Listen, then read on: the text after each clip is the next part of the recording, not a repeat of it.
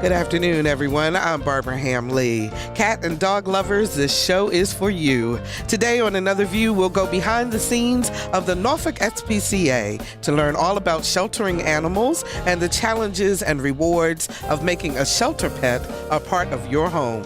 It's Pet Pledge Friday here at WHRV-FM, and your chance to show your love of Another View by making your pledge of support. Stay tuned. The perils and pleasures of pound puppies. Another View is next.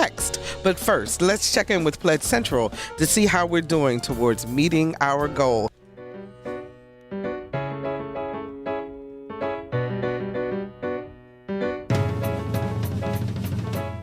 Discussing today's topics from an African American perspective, this is Another View.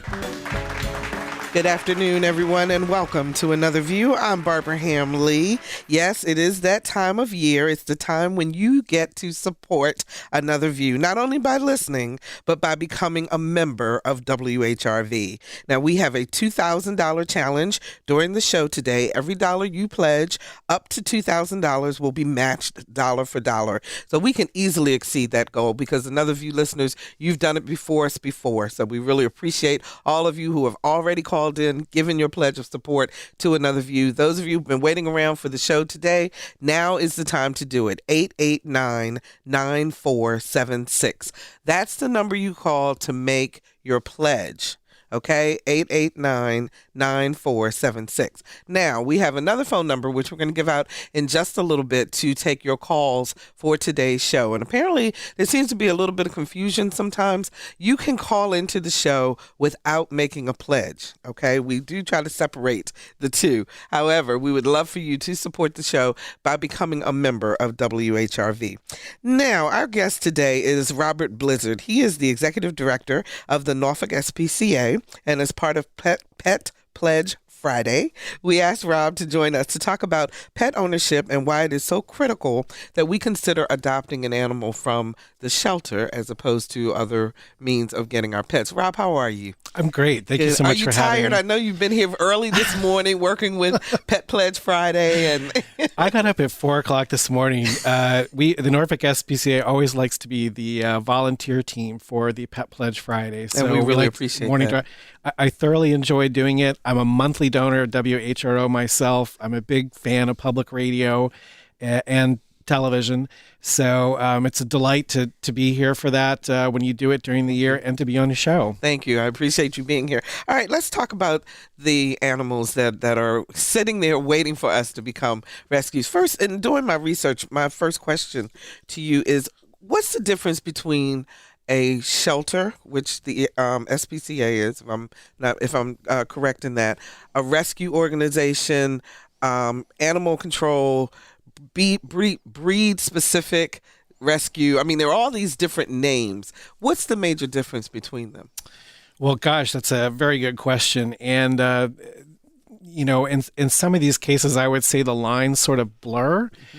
But I think if we maybe look at it maybe like in a historical context, I think typically shelters were run by public entities, usually by a city or a county. And then what happened later on was that private groups formed, 501c3 charities, humane societies, SPCAs, animal rescue leagues, what have you, and to do the same kind of work alongside the public shelters. Sometimes they actually had the municipal contracts to operate those public shelters, which is also usually animal control, the kind of place you would call if you see a dog or a cat that you feel needs to be brought in, or does cruelty investigations, or the kind of animal controls, the type of entity that would go around if someone sees a dog who's been out too long in the heat or in the cold. But it probably varies from community to community how this all works out. Now, another form of organization are these rescue groups, and these are typically people often working out of their home. They may not have a bricks and mortar shelter. I'd say you have some that are doing a lot, very large number of animals, and then some that may just be doing a few. Mm-hmm. Some do work around a specific breed that they know and feel comfortable with. And, pugs or golden retrievers or what have you. And the great thing about that is, sometimes when people are looking for a dog, for example, they're very focused on getting a specific breed, while we like to encourage them to think of mixed breeds. Not everyone's willing to make that change. The great thing about that is that if they're truly focused on getting that breed, rather than encouraging them to go to a breeder or a pet shop, we can send them to a breed-specific rescue group, and that way they'll get a homeless animal versus one that, by buying it, you sort of continue to support the system of creating more animals than we already don't have room for. So I read that the Norfolk SPCA actually started out helping workhorses. Yeah. And now, so today, is it only dogs and cats? I know that's the first thing people think of, but are there other animals that you deal with? Well, we don't do workhorses anymore. although if a case like that arose here in the city, I don't know what we do. But the February 12th, 1892 is the date we were founded. According to the reading I've done, 74 businessmen in the parlor room of the Norfolk YMCA, concerned about the treatment of workhorses. So we're actually a very old organization, 120 plus years.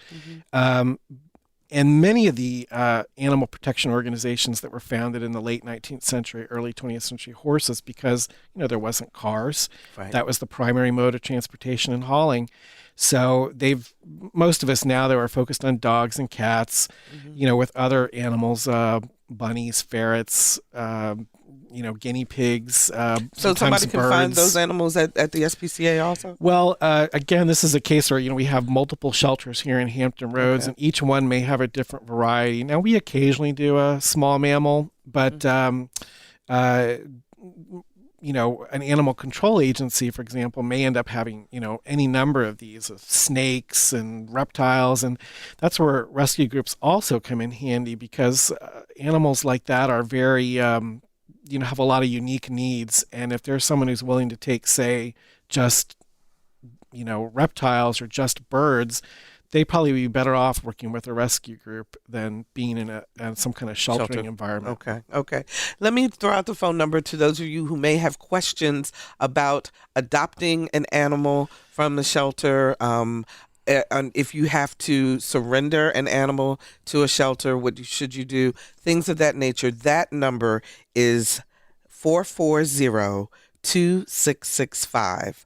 Or 1-800-940-2240, 440-2665, or 1-800-940-2240. Those are the numbers to call to join our conversation. We're talking with Rob Blizard, the Executive Director of the Norfolk SPCA. So, do all of the shelters work together in the Hampton Roads area?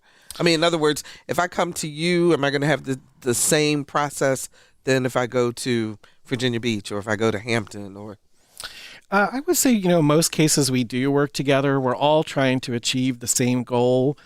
Sometimes we may have some varying philosophy differences, or certainly differences in pricing and hours and procedures. Here in Hampton Roads, there's just a patchwork of shelters, public, private. Norfolk has 2, Virginia Beach has 2, Chesapeake has 2. It's really a lot of organizations. But, in general, we are all trying to do the same thing, get these animals into homes. And, if people come to our shelter at the Norfolk SPCA and don't really find what they're looking for, we encourage them to please go to one of the other shelters here in the region, because surely among all these different groups, we can find them the pet that they need. Now, I understand that the Norfolk SPCA is a no-kill. Am I saying that right? Yes. Okay. The philosophy being that you don't euthanize healthy animals because of space issues or because of overpopulation. Is that right? Right.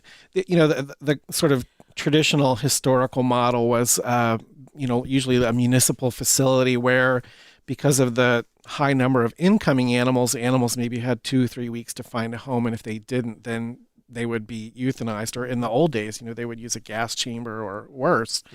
But over the years, a number of organizations have adopted a no-kill model, and that simply means not euthanizing for time reasons, space reasons, and making sure that animal finds a home unless there's some sort of serious medical or behavioral reason that the animal should not be placed into a home. Okay.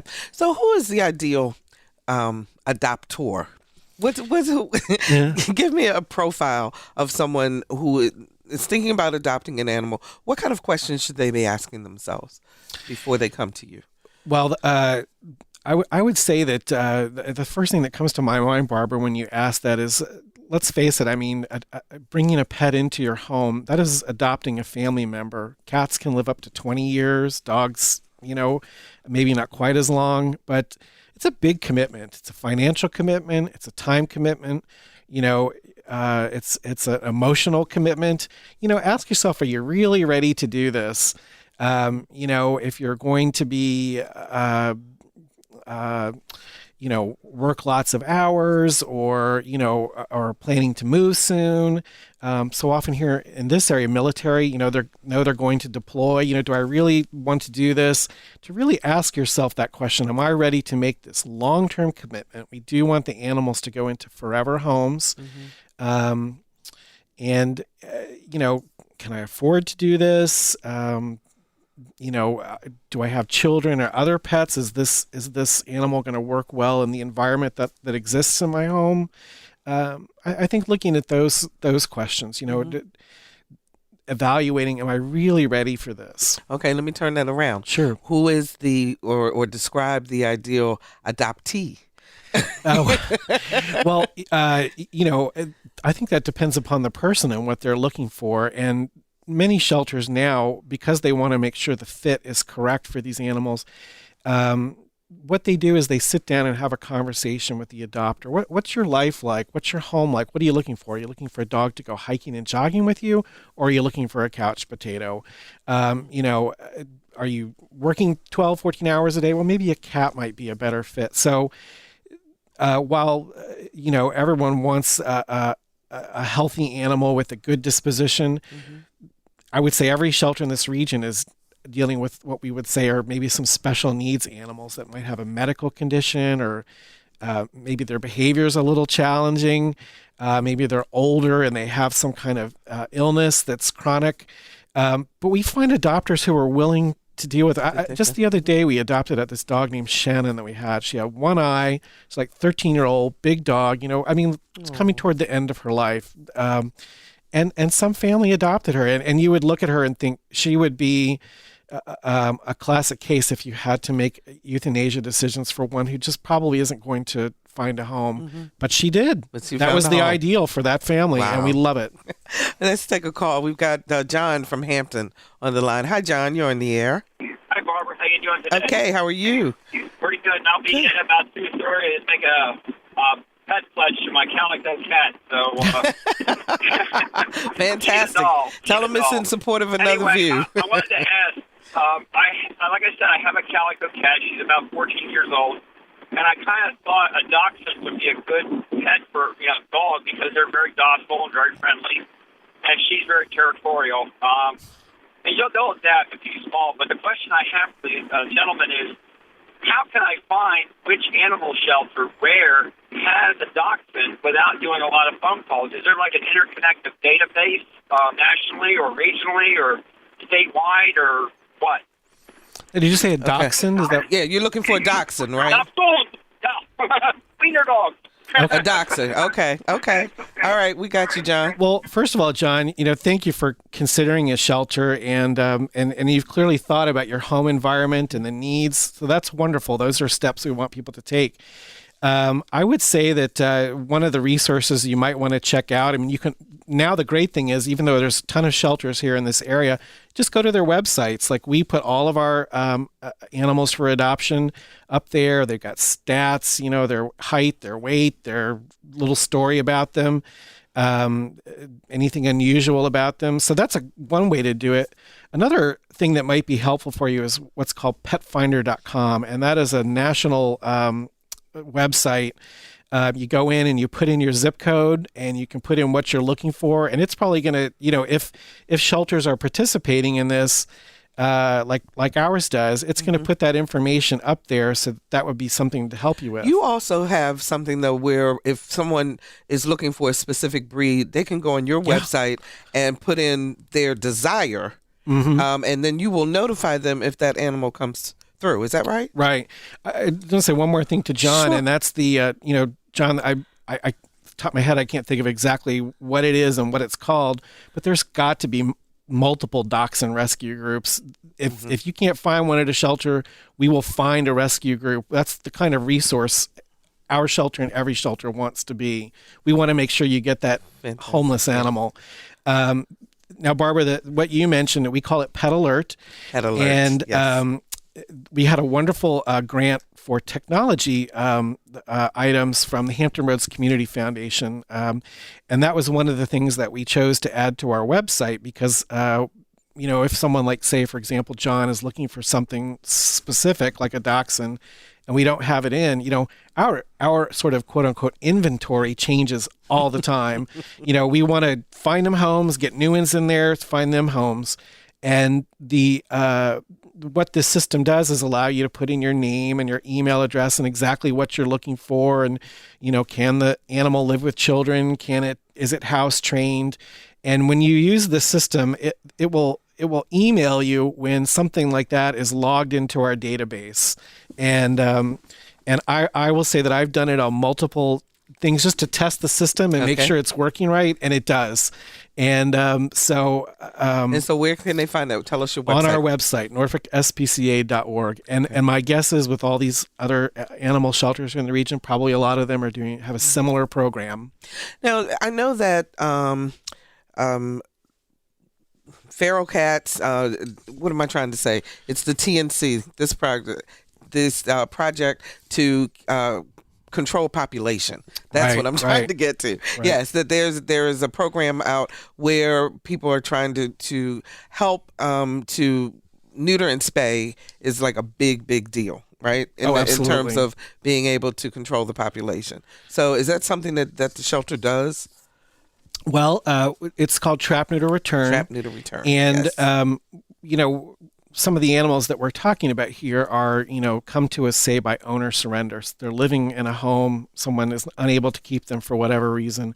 But there are, sometimes dogs, but mostly cats who are living in our communities, in the park, on abandoned property, in the alley, whatever.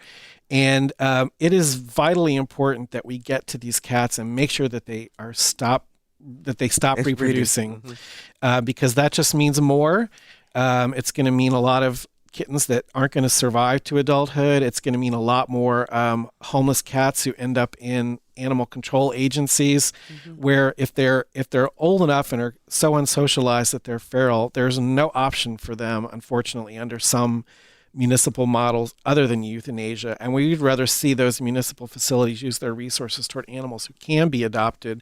And rather than, say, like bringing these feral cats into the facility simply to put them down, we want them to stay in their outdoor home. They come in, they're humanely trapped. They're brought in for spay-neuter. They're given a rabies vaccine. So that's a public health benefit. And when they're under anesthesia, we do what's called an ear tip, which is the trimming of a corner of the left ear. And that is the universal sign to everybody who comes along afterward that this cat has been spayed or neutered. It doesn't need to be trapped again. Really? Do you do that with a private animal too? I mean, in other words, if someone, the animals that come into your shelter and you're preparing them for adoption, their ear, once they're neutered or spayed? Not when this would only be for cats that go back outdoors. Got you. And in our case, Norfolk SPCA, we traditionally just do the spay and neuter. The trapping, the returning, the TNR part of TNR are done by people from the public. Okay, I am getting I'm getting notices from our producer here. They're talking about how much money we are raising as we talk, which is a fabulous thing. Thank you so much to our listeners for supporting Another View. And we're going to talk about that in just a little bit when we go back to Pledge Central in just a moment. But I want to ask you more about the spay neuter also, because you do that for every animal before you adopt animal out, correct? Yeah. Okay. Spay neuter, I was just looking at some statistics recently, and in the 1970s here in the United States, we were putting down something like 20 million companion animals a year. Now, I think the estimates say it's about 2 to 3 million, which is still a tragedy. It's terrible, and it's a man-made problem. But spay and neuter, which used to be something that was not as mainstream, has become par for the course with companion animals, and it's a great thing because as I mentioned, we're putting down 2 to 3 million animals a year. Why breed more? Let's get them so that doesn't happen. And it's actually better for their overall health. It reduces risks of cancer, and it makes them, some cases like less aggressive and things like that. See, I learn something new every day. That's what I love about this. 440-2665 or 1-800-940-2240 are the numbers to call to join our conversation. Do you have a pound puppy? Have you adopted an animal? And can you share the story with us? We'd love to hear from you. 440-2665 or 1-800-940-2240. So there's a program that you have where WHRO members can go to, along with several other shelters, correct? Can actually adopt at a discount. Is that right? Yes. You want to tell us about that program? I'm very happy because it's really making its debut today on Pet Pledge Friday. And, having come here and been the Pet Pledge Friday, volunteer team, sure. I'm always looking for ways in my job of how different nonprofits can work together for mutual benefit. And I thought, wow, this would be a way that we could get animals adopted and might help you get some more members for Maybe WHRO. Somebody will name their animal Another View. Yeah, there you go. But I should say that this is not just the Norfolk SPCA. Okay. It's 7 other shelters in the region, Virginia Beach SPCA, Norfolk Animal Care Center, Chesapeake Animal Services, Chesapeake Humane Society, Portsmouth Humane Society, Heritage Humane in Williamsburg, and Gloucester Matthews. Fantastic. So That's great. We're all very excited about this. And it's a 20% adoption discount for animals who are 6 months or older. Wow, that is fantastic. So, and also you have a program for seniors. We do. Because you talk about, which I just found so interesting, seniors and then senior animals being adopted. So not necessarily going for the puppy, but going for the more mature animal. And this is one that's just within the Norfolk SPCA, although my guess is probably the other shelters have programs that are similar. And in our case, it's if the animal is considered a senior, 6 years or older, then it's only a $35 adoption fee compared to our normal fee. If the person is a senior also, which in our case we've classified as 60 and older, then the adoption is free and they get some medical care out of our public veterinary clinic at no cost during the first year of ownership. So it's so often when people want to acquire a pet, they want the puppy or the kitty, and every shelter receives animals who are older. And there's something extraordinarily sad about that, a trusted companion who's lived in a home for a long time and suddenly finds themselves homeless. And so they can be a little more challenging to adopt from the adopter's perspective, who's looking for something shiny and new.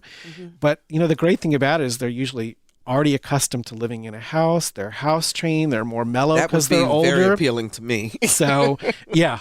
And so we encourage people to take advantage of that program too. Wow. So I want to talk about, and we're going to go to Pledge Central in just a moment, but when we come back on the other side, I want you to walk us through what happens when an animal is brought to you. Okay. And how do they get settled, and what are the things that you look for and work with them on. Okay, sure. But in just right now, we're going to go over to Pledge Central. if they're ready. I understand. Don't tell us anything, Barbara. I know I may be coming to you just a little bit early, but I am that's fine. so very excited because I just got a note from Lisa, from my producer, that says that Mary Alice Beal of Franklin pledged an incredible amount of money in honor of the great work Let's just say it wasn't chicken scratch, okay? In honor of the work of the Norfolk SPCA in memory of Midget the cat and Wilson the cat. And thank you so very much, Mary Alice Beal of Franklin, and also to Taylor Hall, who became a sustainer, which is fantastic. Thank you so very much. So how are we doing, guys? Well, I mean, how do we beat that, Barbara? I don't even know how we begin to touch that one. 757-889-9476 is how you can join Mary Alice Beal. It's how you can become a member, renew your membership, become a sustainer. I'm Sandra Woodward. With me is Dan Cawley. Nice guy. Great guy to have around. Well, that's nice of you to guy. say. He's a volunteer. Yes, he is. We seem to... I'm tall. I change light bulbs. What are you going to do? That's true. He's handy to have around. I'm and handy. It is Pet Pledge Friday. We are counting down now, I'm happy to say, to zero from $26,542. Wow, so that's all we fantastic. have left. That's it? Thank you for that call. That's awesome. To say so long to our spring membership drives. So if you love Another View, we hope that you will get on that phone right now. Right now, while Dan and I are talking, you don't need to listen to us. Make the phone call because you want to listen to Barbara in the show. So right now, pick up that phone at 757-889-9476 and become a member and listen to Another View as a member, not just a listener. And it'll be very different feeling. It'll be like dinner at my house. I'm talking to my son. He's on the phone. So let's do that. Let's role play here with it. I'll be the dad and you be my son. So get on the phone and call 889-9476 or browse to WHRV.org, point, click, and contribute, and support this amazing programming. And let us know about your pets. And guys, let me say, I'd also just like to encourage our listeners for Another View too. If you haven't heard about our sustainer program, and I happen to be a sustainer myself, then so tell them. I'll explain. You explain it, Sandra. All right. Okay. I'll do my job here. All right. Sustaining means that you don't really have to pay attention to us at all anymore. I'm meaning Dan or me or anybody else up here that's giving me the phone number. You don't have to. You can just block us out. It'd be like Dan's son. It's my prom all over again. Block us out. And what happens is you call up right now at 889-9476. One of our great volunteers here from the Norfolk SPCA, from the Norfolk Animal Care Center, will take your call, and they will take your credit card number, and then for however long you want, indefinitely or however long, a certain amount of money will be taken from that credit card every month. That's what we mean by a sustainer. So it goes on as long as you want it to. If you don't want to do it anymore, you call us up and we stop doing it. But $10 a month, $20 a month, $5 a month, whatever works for you, all of that goes to supporting the programming such as Another View here on WHRV. So think about becoming a sustainer. I'm sorry I lost that name that Barbara said we just got into sustainer. Her name is Taylor Hall. Taylor. So Taylor, welcome aboard to the sustaining train here. Absolutely. And you don't have to listen to me or Dan or anymore. Well, it's kind of like this. Imagine if you didn't have to get kitty litter and change the box every week. If somebody was just going to automatically do it for you, that's what this is like. Absolutely. All right. See how I brought that to Pet Pledge? This is why I like working with you, Dan. Amazing. 889-9476, 757-889-9476. WHRV.org is where you can also point, click, and pledge. We just hope to hear from you today in the final hours of our spring membership drive. It is Pet Pledge Friday, and we've heard from new members and sustaining members. We've got a renewing member right here, Vladimira Vanzetta of Williamsburg, called in honor of a 16-year-old Red Point Siamese named Phoenix. Wow. Yeah, 16. That's nice. That's impressive. 889-9476 is how you can renew your membership and join the Vanzettas. Greg and Christy Goodwin renewed their membership. They're from Chesapeake for their wonderful King Charles Spaniel Lexi. Nice. I love the names. I love the names of the dogs. And another renewing member, Lane Killam from Portsmouth, in honor of community cats. And so I think that's nice. So thank you for that call. And we got another member right there calling 889-9476. Where are you? Get on the phone and join us. Steve Pinto of Norfolk says, thank you, Barbara, for providing fun and informative programming for this community. Thank you. And that's what Another View is all about. It's local programming. It happens right here in this building, and it is made possible by our members. 889-9476, 757-889-9476, WHRV.org. Point, click, and pledge there. It's Pet Pledge Friday. We are wrapping this up this afternoon, folks. Barbara, it's all yours. Thank you, Barbara. Okay, thank you. Appreciate it. 889-9476 is the number to call. Let the volunteer know that you're calling to support Another View, and we thank you so very much. Now, Rob, back to our discussion about the Norfolk SPCA, and I want to know, first of all, what are some of the reasons outside of, we mentioned the military having to move around as an example, but what are some of the other reasons that people say, you know what, I just can't keep this pet, so I need to turn it over to you? Oh my goodness, there's a lot of reasons. Sometimes it's the expense. Sometimes people realize they just don't have the time. Maybe they get divorced. Maybe they get married. Maybe the child has an allergy. A lot of times the issue can be behavior of an animal that they are having, getting fed up with. It could be medical care that's so extraordinary that they feel they can't pay for it. Mm-hmm. So some people will sometimes bring the animal to a shelter. A big one is people having to move to different homes. So they move into a rental unit where the landlord doesn't allow the pet that they've got. Or the rental fee is too high. Something like that. Mm-hmm. So all of these different things are forces that. So can I just show up on your doorstep with my dog and say, here? That's sort of the classic model of how animal shelters work. But I'll tell you, with all of these different reasons that people want to surrender, what many shelters are doing now is trying to have conversations with people. Let's see how we can keep the human-animal bond intact. If it's medical care, by the way, we have this low-cost public veterinary clinic. Maybe there's something we can do for you there. Maybe we can put you on an installment plan. Is behavior the issue? Like maybe it's a dog that's bouncing off the walls. The exciting thing about that is Norfolk SPCA, for example, with two other local shelters, Virginia Beach SPCA and Chesapeake Humane, is just opening this week a new pet training center to try to help people grapple with this. What's the name of it? It's called Happy Paws, and people can find that online at happypawstraining.org. We're extremely excited about it. It's in Virginia Beach, right near Regent University. But, the reason that we're doing this is trying to prevent owners from surrendering their animals. They can come there. They can. It's completely humane training, and they can learn ways to negotiate their relationship better with their pets, so that they have a happy and long-term relationship, so that people just don't show up at a shelter and say, you know what, I don't want this animal anymore. So you'll do whatever you can to keep the animals together. So, but you also then do foster care, which I was really surprised about. In our morning meeting this morning, someone asked the question: then are you compensated if you do foster care as you are if you did foster care for humans? No, in this case, I don't know, maybe some shelters out there, we work on a shoestring, so we don't have a budget for that. But we have lots of volunteers who foster, and the great thing about fosters is that they enable us to increase capacity at our shelter. Mm-hmm. And it's specifically valuable for animals who are, neonatal, who are maybe too young to come into the shelter to be adopted, or maybe it's an animal that's having some medical or behavioral issues. Okay. It might do better in that home environment for a while than being in the sheltering environment. But because we don't euthanize for time or space reasons,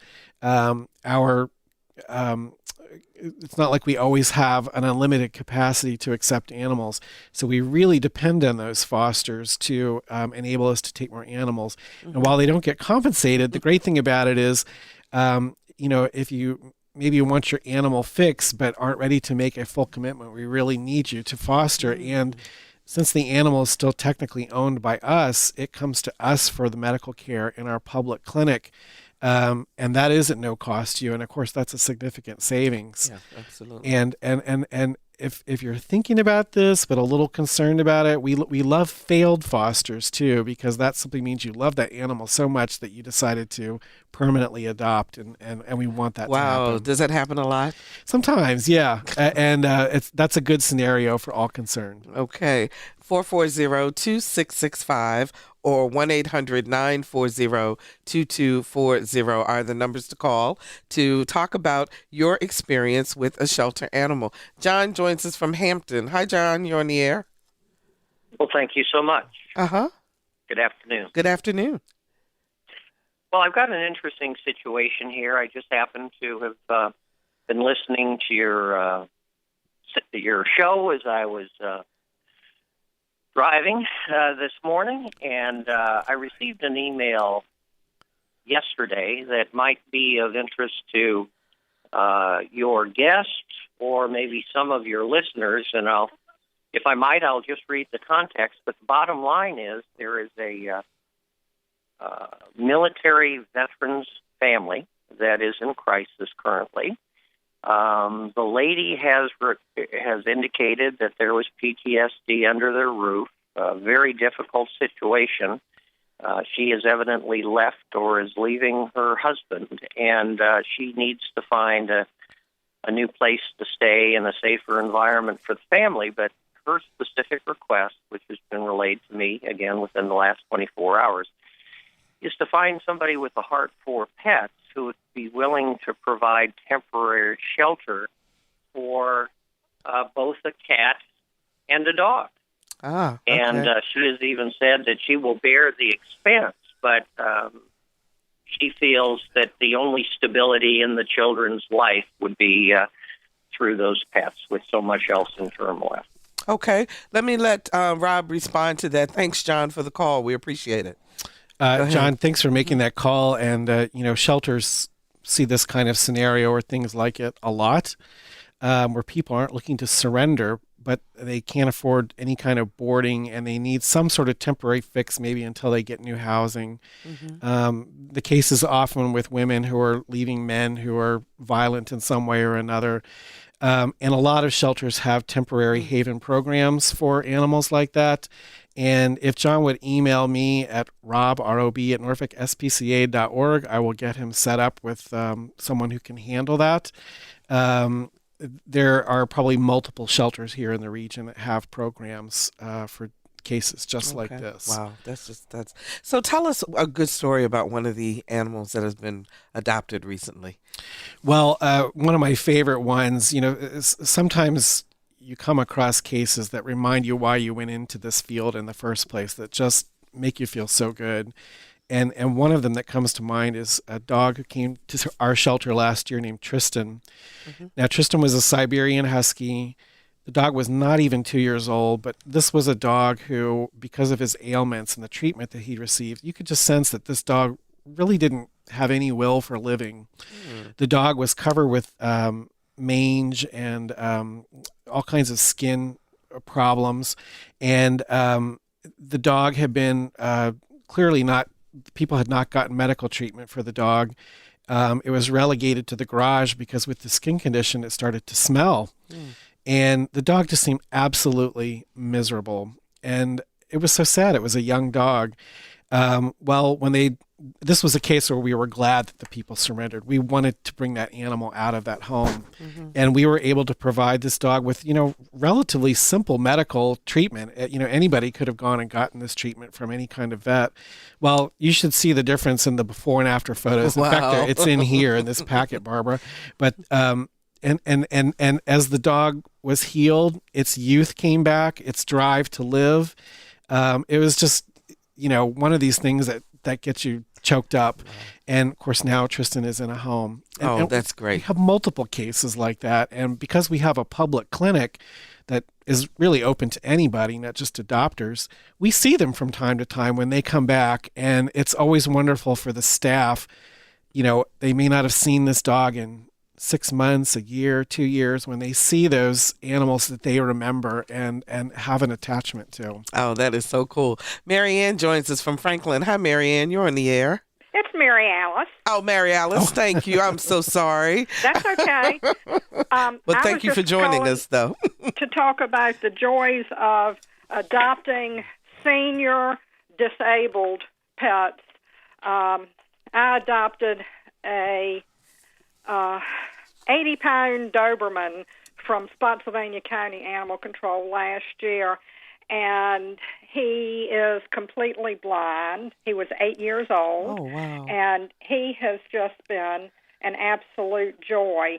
The vets love it when I bring him. They say he is the nicest dog. And what was going on when you decided to adopt him? Well, I do try to help in rescue, and I get these email and Facebook pleas all the time, and I try to help, and Norfolk SPCA helps a lot in this. They don't just take animals from the Norfolk area.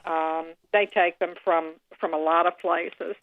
But the email came, and I looked at this picture of this dog, and there was just something about it that grabbed me. And so I emailed the woman there that was trying to find a rescue to take him, and I said, if nobody else steps up, I will take him. Oh. And she was just crazy about him, too. And he is wonderful. And he just this week, he had eye surgery to have both of his eyes removed. He had his physical care had been so lacking that what we initially thought were just cataracts was something more, and so there wasn't anything that they could do to restore his sight. Yeah. And well, thank you. That's my story about Mary Alice. Thank you so much for sharing your story, and best of luck to you and your pet. What's his name? Stoney. Stoney. Okay, well, best of luck to you and Stoney. Thanks so much for the call. We appreciate it. Let's talk to Christine in Virginia Beach. Hi, Christine. You're on the air. Hi. I wanted to let you know I do foster animals. I'm a volunteer with the Virginia Beach Animal Care and Adoption Center, with Animal Control and Bird Neck, and I've fostered a couple so far, and I'm getting ready to foster another one on Monday. The big advantage of fostering an animal, I've been fostering dogs, is that you know how they're going to act in the home, and it helps a lot to be able to tell the potential adopters how the dog is. I did tell them how she was in the home. They knew exactly what to expect, and she got adopted, and it helped a lot. So, the question I have for you, Christine, is how do you keep from getting so totally attached yourself that you can let them go? It's a mindset, I think, because I do have my own animals, so that helps. Okay. And I have to tell myself that these dogs are not mine. They don't belong to me. I'm helping out. So I start out like that. And that's how I was able to even volunteer. Wow. Is that I have to tell myself that these are not my dogs. I'm helping. And the second dog that I fostered was more of a hospice situation. And she was not taken care of in her later years. She was older with medical problems. And I only had her for a couple of weeks. But I was glad that that I had her for the last couple of weeks of her life. I loved her, and I still think about the dogs that I have fostered. And I'm getting ready to foster another one next week. She was picked up, and she's very, very thin. Her coat is not good. Even her muscle mass seems to be a bit lacking. So my goal for her is to, and she's just scared to death. She's just plastered against the back of the kennel wall. Wow. And so my goal is to get her out and get her more socialized, and I think my dogs can help her do that. And also I want to help her nutrition-wise to fatten her up a little bit. Fatten her up just a little bit. Absolutely. Thank you so much for joining us, Christine, and sharing your story, and thank you for the work that you're doing. Rob, you want to respond? Well, I'm listening to Christine's story and Mary Alice's story. I mean, these people are like such wonderful gifts for the animals. The work that they do is completely selfless. They're simply trying to help these dogs and cats and other animals live good lives, find good homes. Every shelter needs people who's willing to do volunteer work like this. It makes such a difference. Like the pets that they both talked about, probably ended up having a much better outcome as a result of their experience with these people. So how many pets do you have, Rob? Well, I have 2, but I just moved into a new house, and I'm thinking of expanding my brood.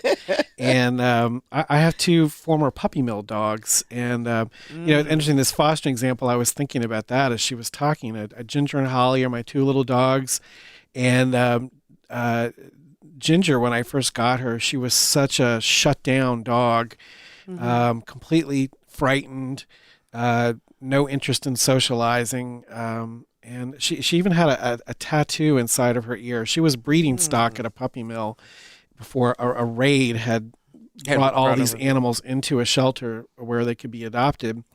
And but life in the home changed her. The adoption of the second dog really brought her out of the shell, and that's the kind of work that these people who are doing foster work do for animals who maybe upon presentation at the shelter may not be good candidates for adoption right away. They need some additional enhancements to make them a better fit into a home. So we've got about 2 minutes left. I want you to just take some time and tell people again what you want them to think about as they decide to, if they're deciding to get a pet, what should they look for in a shelter? How should they go through this process? Right. I as I mentioned before, I think people want to sort of look within a little bit. What is my budget for this pet? How much time do I have? What is my home life like? Do I, there are multiple caretakers or just one? Do I have other animals? What is my lifestyle like? Like, do I travel a lot? Do I have an impending residence change coming up? Any of those kinds of questions. We want people to adopt animals so that they're permanent family members, that they're in this home for the rest of their lives. And so we want people to think about these questions about, am I ready to make this forever commitment? Okay.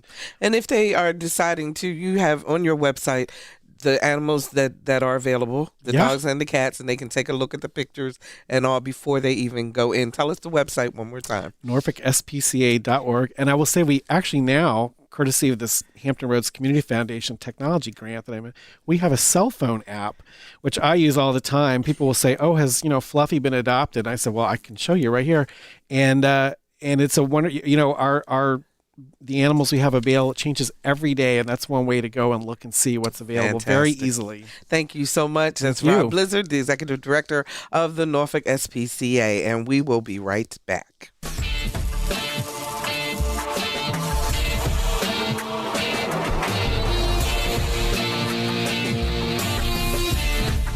Hello, I'm Reverend Al Sharpton, host of Politics Nation, and you're listening to Another View on WHRV 89.5 FM.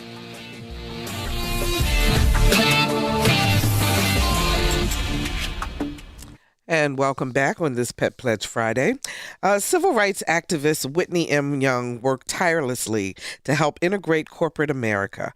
Often criticized for his methods, Young is credited with moving African Americans into jobs that had previously been only given to whites. Now, the niece who captured the visionary story in a PBS documentary is on her way to Hampton Roads to serve as keynote speaker for this year's Whitney M. Young Awards dinner. Our Lisa Godley recently spoke to Bonnie Boswell about her uncle and his unique methods for bringing about change.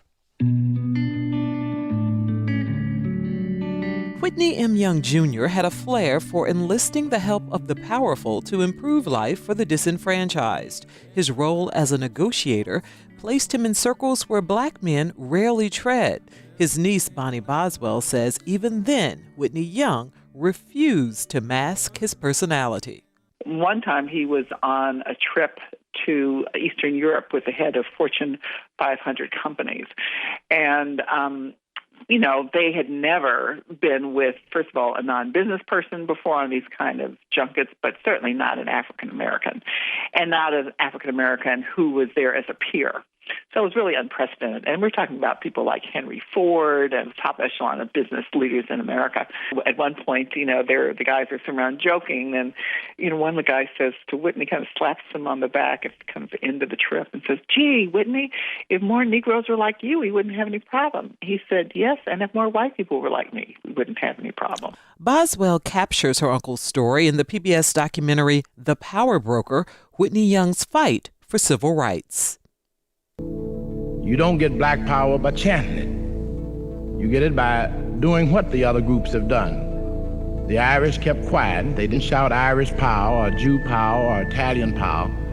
They kept their mouths shut and took over the police department of New York City and the mayorship of Boston. Whitney understood power, and he understood politics. And most of all, he understood people. They said Martin was in the streets and Roy and Thurgood were in the courts and Whitney was in the boardroom. One could not have been successful without the other.